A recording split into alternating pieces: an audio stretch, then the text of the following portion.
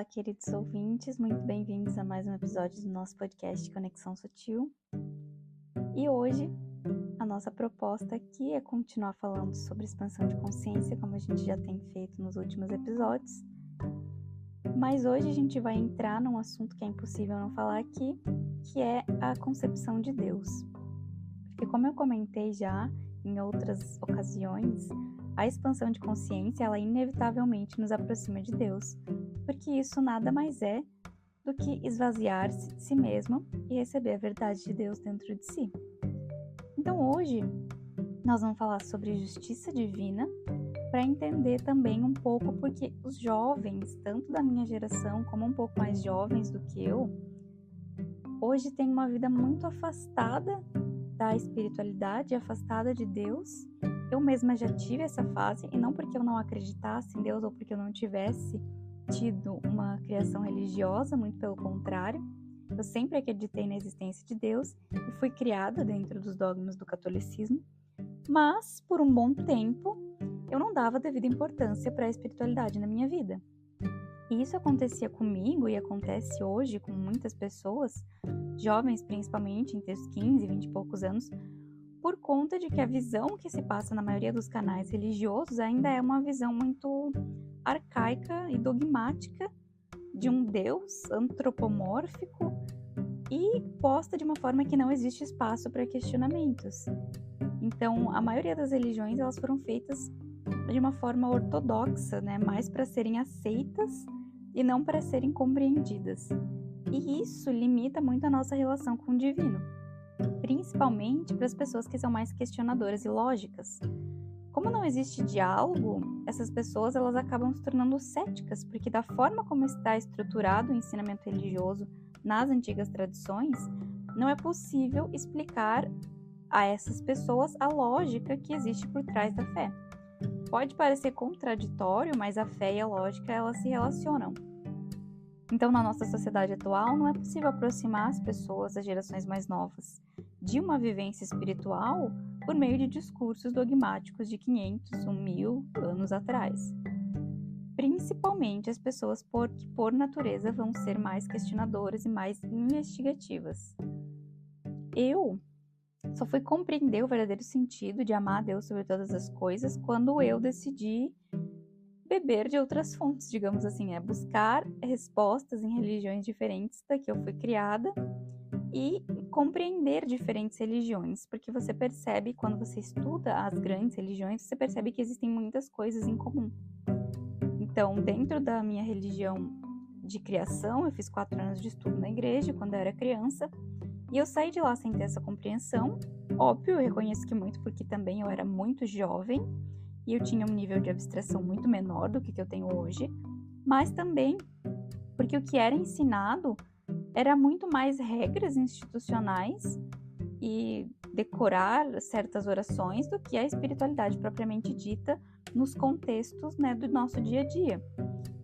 E essa foi uma das minhas motivações para fazer esse podcast, porque eu acho que Deus se comunica com todo mundo. E ele precisa de mais pessoas falando sobre fé e espiritualidade das mais diferentes formas para conseguir alcançar o maior número possível de pessoas. E tudo que eu aprendi sobre espiritualidade ao longo dos últimos anos mudou muito o meu entendimento sobre Deus. Eu entendo que as revelações que vão surgindo ao longo dos anos, ao longo do tempo, elas são cada vez mais elevadas, porque em cada época se é revelado o que o nível de consciência da humanidade tem capacidade de abstrair. Então, quando você pega, por exemplo, o Antigo Testamento, você olha a lei de Moisés, ou você lê sobre aquele Deus que sente raiva, que odeia, que é vingativo, que pune, fica claro que aquele entendimento de Deus era o que as pessoas precisavam naquela época. Naquela época, era preciso que a humanidade seguisse leis rigorosas e temesse a Deus no sentido de sentir medo, porque só assim era possível evitar a degradação das pessoas. Elas só conseguiam obedecer por meio do medo. Então, milhares de anos depois, né, um milênio depois, com a vinda do Cristo, você já vê que no Novo Testamento a mensagem é outra. O foco ali é amar a Deus sobre todas as coisas e amar uns aos outros. E então formou-se a nova aliança, porque naquela época Deus se manifestou novamente com a mensagem atualizada, digamos assim, que precisava ser ouvida, por aquele povo naquele tempo. Depois, ao longo da história ocidental, a gente tem várias outras revelações, como o espiritismo kardecista, por exemplo, que já trouxe outras respostas. Já no Oriente, nós temos as revelações trazidas por Krishna, por Buda, também teve outros expoentes do hinduísmo principalmente. O hinduísmo, inclusive, é a religião mais antiga do mundo, e embora algumas pessoas equivocadamente pensem que os hindus são politeístas, isso não é verdade. Eles acreditam em um único Deus supremo, e o que eles chamam ali de deuses, que são para eles, na verdade, diferentes manifestações desse mesmo Deus supremo, como se ele se manifestasse em diferentes formas, em diferentes tempos.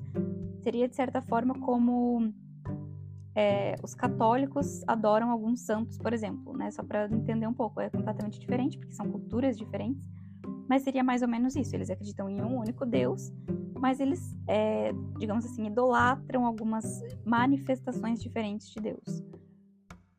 Aqui no Conexão Sutil, a visão de Deus vai ser sempre como algo muito acima do que nós podemos compreender. Então aqui nós não vamos falar do velho de cabeça branca, que tem um porrete na mão, que tem ciúmes, que é vingativo, que manda para o céu ou para o inferno eternamente. Aqui nós vamos falar do Criador do Universo, de uma inteligência suprema, onipotente e onipresente. O Deus que permeia cada átomo do universo, o Deus que emana amor. O Deus misterioso que nunca, jamais pode ser sequer comparado a um ser humano, muito menos ter as sombras e defeitos humanos. Porque o entendimento aqui vai ser de que os defeitos humanos se manifestam quando existe uma negação do amor de Deus. Quando nós falamos sobre Deus ser essencialmente amoroso, surge o questionamento de por que existe mal no mundo, por que coisas tão perversas acontecem, por que Deus permite essas injustiças. Em geral, esses questionamentos são muito comuns naquelas pessoas que se afastam de suas comunidades religiosas porque elas recebem respostas rasas, como são os mistérios insondáveis de Deus.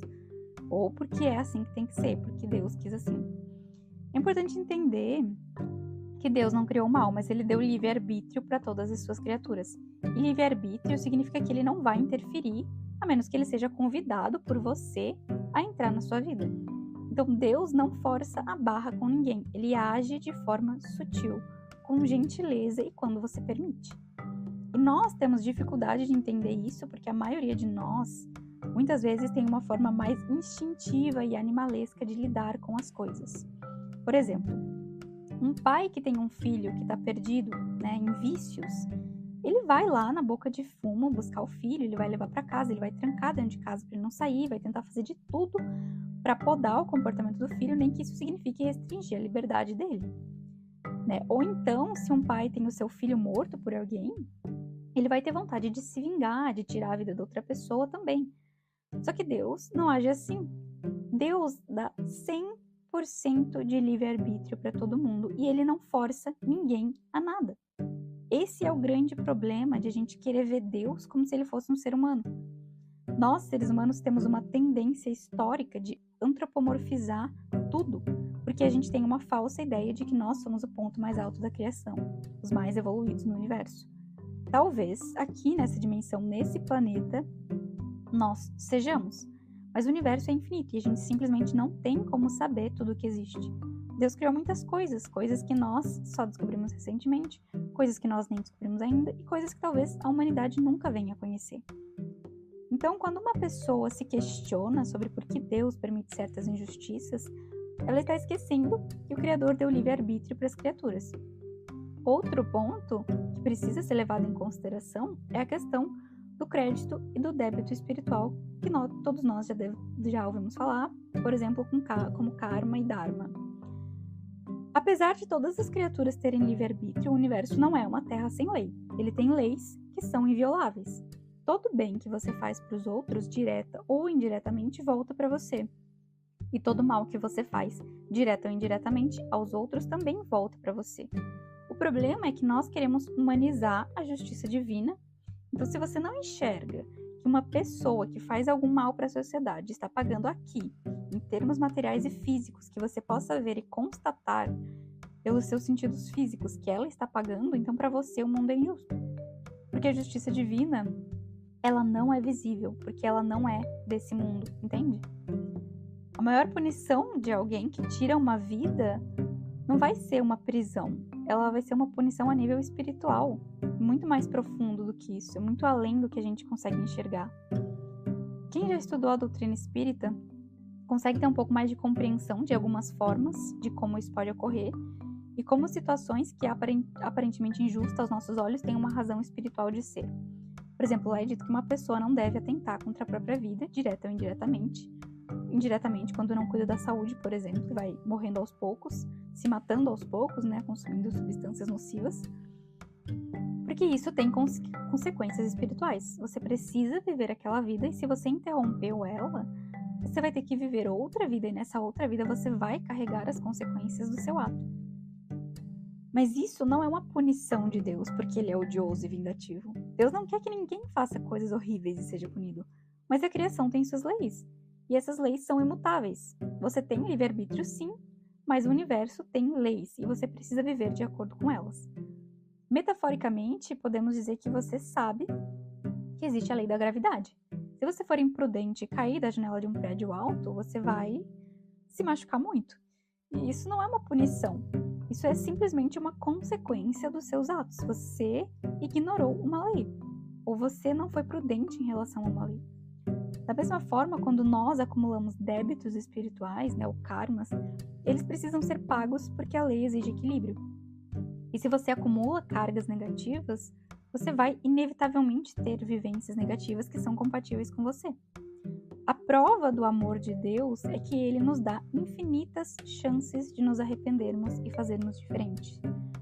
Como que você paga os seus débitos espirituais? Fazendo o bem para os outros, que aí você gera créditos espirituais que vão anulando os seus débitos espirituais. Então, não existem danos irreparáveis nem eternidade no inferno. Quem quer sair do polo negativo, quem quer sanar seus débitos espirituais, sempre vai ter a chance de se arrepender e pedir uma nova chance para fazer diferente. Só que quanto maior a carga negativa que a pessoa acumular, maior vai ser o serviço necessário para ela alcançar o equilíbrio de novo. Então, a gente percebe que fazer o bem nunca é demais. Porque a gente nunca sabe quanto karma a gente tem, digamos assim, para compensar. Tem muita gente que não prospera, mesmo trabalhando muito, porque tem dívida kármica. Então é importante que todas as nossas ações sejam benéficas aos demais, para garantir que a gente vai sempre tendo créditos espirituais e não débitos espirituais, porque os débitos espirituais inevitavelmente vão prejudicar a nossa vida.